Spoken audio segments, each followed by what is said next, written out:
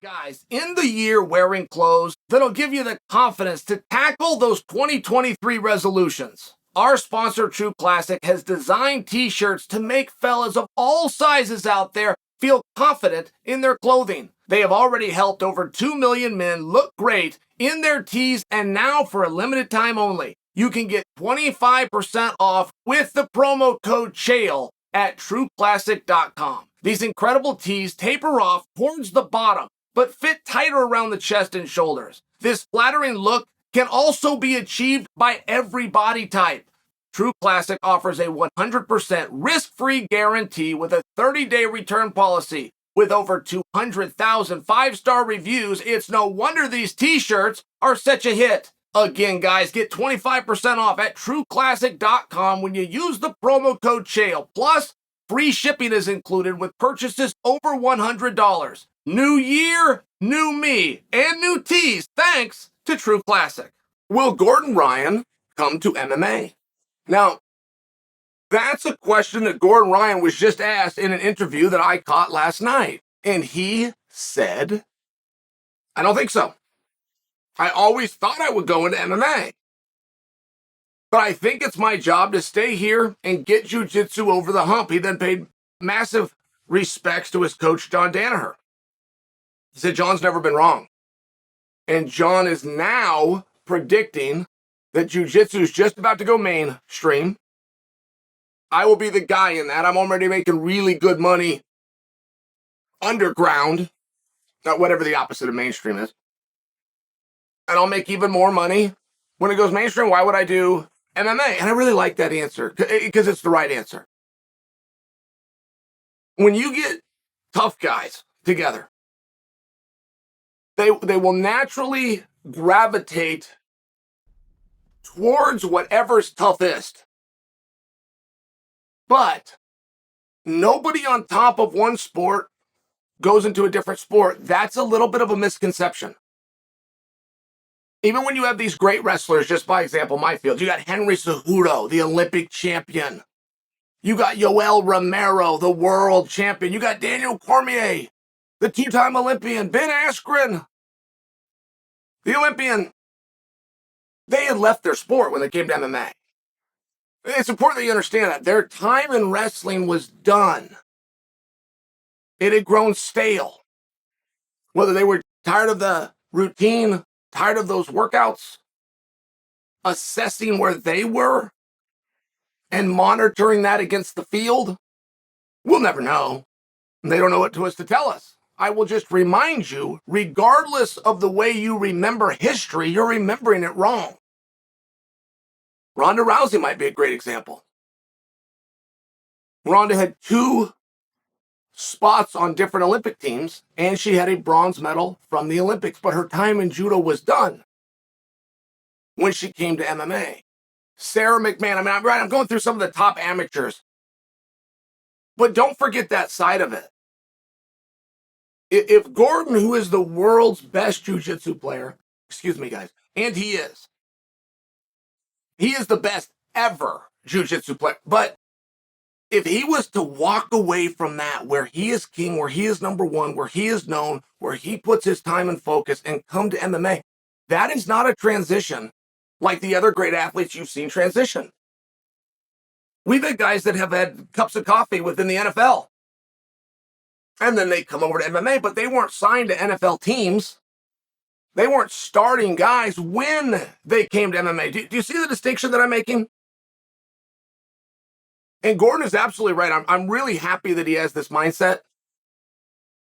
Because even if he didn't mean it, right? Here's what a lot of guys would do. A lot of guys would not mean it. They're not coming to MMA. But they'll tell you they're coming to MMA. And it's a way to kind of beat your chest and get a little bit of credit. Because again, amongst fellow tough guys, you go to what is toughest. But it's not the right move for leadership. That's a follower's move. Somebody else is pushing him into a direction, trying to get him out of his sport, saying he needs to go and do this.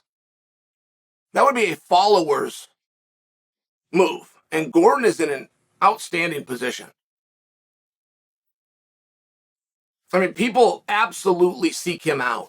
He has a style. he has an ability. It's different. It's unique. I mean, it appears to be unpenetrable. Not to mention, he's tested it 5 different ways. And that's one thing that you have to understand about jiu-jitsu. It's my biggest complaint about the sport, but that's not Gordon's fault. And what I'm talking about is the fact that they do different rules every Saturday. First thing a guy does when he gets some money and a crew together is he writes his own rules to an event. I have the foggiest idea why the leaders of jiu-jitsu would possibly do that. I just can't understand that concept. When the LA Lakers got established as a team, they did not then write new rules for how you're going to play when you come to LA. When the Boston Celtics, when the Buffalo Bills, I mean, do any sport any way that you want to do it. When those franchises started, they then did not come in and write their rules. It's very relevant. It's wildly confusing. You want to go mainstream? Okay, great. What's going to get you on ESPN? I mean, if you can answer that question, you've just come a really large leap in the direction of getting mainstream. You're not going to get on SportsCenter when nobody knows your rules. And we don't know your rules because every time a new organization pops up, they have different rules. Now, that's a fault to the leadership. It's a compliment to Gordon. Because Gordon will go out there under Abu Dhabi 20-minute goofy scoring system that I would have a really hard time explaining to you and win. He'll go over to what I believe to be the unified rules of jiu-jitsu that everybody needs to get on board with, which is EBI, and he'll win. He'll go to an event that's doing a point system in a 7-minute match, and he'll win. It's really, really interesting. I mean, you can rig the deck. You could find a specialist. You could find an EBI specialist that agrees with Chael. There's one set, and this is what we're going to do. You can find the Abu Dhabi guys that are only going to show up and put it on the line once every 2 years. Work on seminars and make DVDs in the meantime. I mean, those guys exist. That's a real thing. That's an entire industry. Can you believe that? You show up for work 1 day a year. Can you believe that? That's a thing. And you'll get a guy that if you want a piece of me, come to Abu Dhabi. I'll see you in 24 months. It's real. Then he goes and just practices that skill set. While Gordon is practicing 5 different things. Gordon come in and beat him.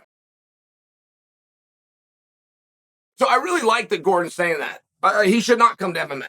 He's welcome if he would like to. But if you think that the history of the greats in combat transitioning to MMA is them coming over when they're on top of a certain craft, you're remembering it wrong.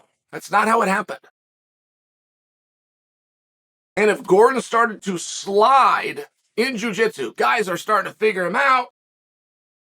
They changed the rules just so, I mean, whatever it is to make Gordon start to slide, and he could use a new sport to rejuvenate, and that happens. You used to go in and start learning new techniques, learn how to kick and turn your hip over, you're learning a 2, come with that uppercut. It's one of those things that does make it fun again for a number of years. Like a lot of guys will go to it just for that reason. But I don't think that that's the spot that we're in. And I think that Gordon's right. I think that jiu-jitsu is stuck with him. I think that jiu-jitsu needs him. I don't think there's a jiu-jitsu event on the planet that Gordon could participate in and not be the main event without even hearing about the card, without even knowing who's on the card and the rivalries and what this is for. If Gordon Ryan's present, Gordon Ryan's going last. And it's a leader's move. It's not a follower's move. Gordon's making the right move.